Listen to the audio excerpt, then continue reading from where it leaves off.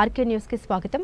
దేవరకద్ర నియోజకవర్గం డోకూరు గ్రామంలో నివసిస్తున్న గద్వాలకు చెందిన చెట్ల నరసింహులు అనే వ్యక్తి వ్యాపారం పేరుతో గ్రామ ప్రజల నుండి దాదాపు 1,30,00,000కు పైగా అప్పులు చేసి పరారు కావడంతో గ్రామ ప్రజలు మహబూబ్ నగర్ జిల్లా ఎస్పీని కలిసి తమ గోడు వెళ్లబోసుకున్నారు.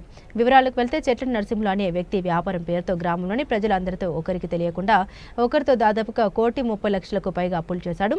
అప్పులు ఇచ్చిన వారు అప్పులు తీర్చమని అడిగితే వారిని భయభ్రాంతులకు గురి చేయడంతో వారు చేసేది ఏమీ లేక జిల్లా ఎస్పీకి వినతి పత్రం సమర్పించి తమను ఆదుకోవాలని జిల్లా ఎస్పీని కోరారు.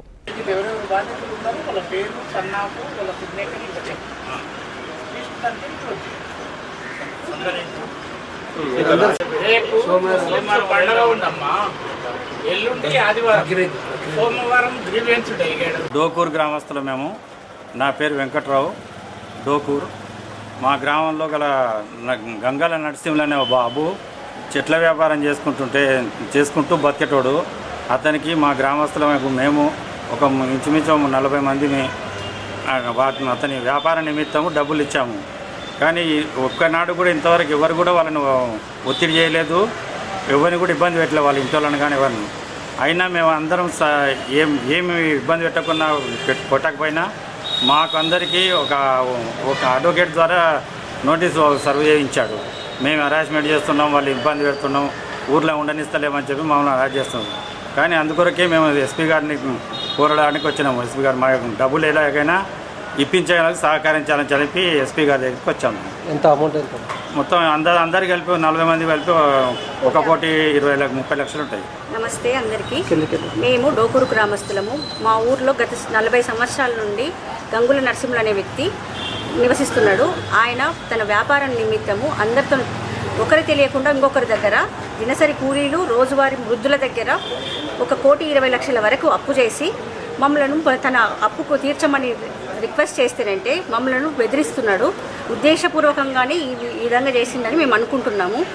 మేము అప్పు అడగడానికి దగ్గరికి వెళ్తేనంటే తన కారుతో బుద్ధి చంపడానికి ట్రై చేసిండు. నా పేరు రాజు, మాది డోకూరు గ్రామం. గత 40 సంవత్సరాల నుంచి మా గ్రామంలో చెట్ల నరసింహులు, గంగాల నరసింహులు అనే వ్యక్తి వాళ్ళ అన్నలు వాళ్ళు మా ఊర్లో వచ్చి గద్వాల నుంచి వచ్చి బతుకుతున్నారు. వాళ్ళు వ్యాపారం నిమిత్తం ప్రతి ఒక్కరితో అప్పులు చేయడం, ప్రతి సంవత్సరము తీసుకోవడము, కట్టడం. గతంలో కూడా వాళ్ళు తీసుకున్నారు, అందరికీ కట్టినరు.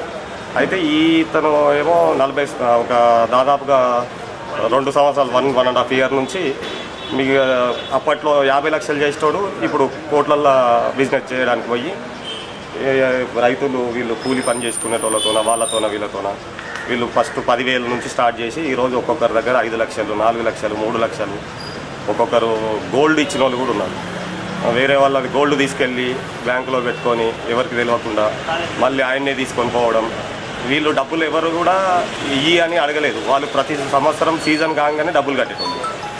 సరే అని చెప్పేసి వీళ్ళు ఎవరు అడగలేదు. అయినా కూడా అతను వెళ్ళి వీళ్ళ మీద ఈరోజు మళ్ళీ రిటర్న్ కంప్లైంట్ ఇవ్వడం, ఇక్కడ ఉన్న వాళ్ళు అందరూ ఎవరు తెలియని డబ్బులు, దాచిపెట్టుకున్న డబ్బులు అవన్నీ వాటికి ఇవ్వడము అట్లాంటివి చేసింది.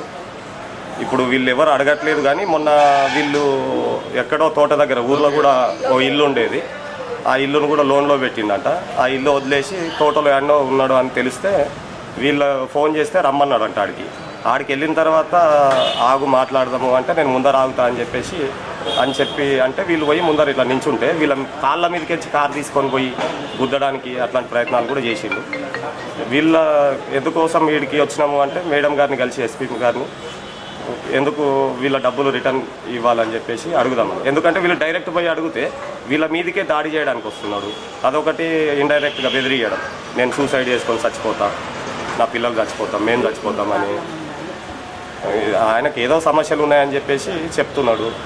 వీళ్ళు ఏమంటారు, వీళ్ళు కూడా వెళ్ళి అడిగితే ఆ రోజు తను వీళ్ళ దగ్గర డబ్బులు తీసుకుని వీళ్ళను అరెస్ట్ చేస్తున్నాడు అని చెప్పేసి మేము మేడం దగ్గరికి, ఎస్పీ మేడం దగ్గరికి మహబూబ్ నగర్కి వచ్చినాం. ఇవాళ మేడం గారు కూడా వస్తామని చెప్పిండ్రు, ఇంకా రాలేదు. వారు కలిసి ఒక వినతి పత్రం ఇచ్చేసి వెళ్దామని వచ్చినాం.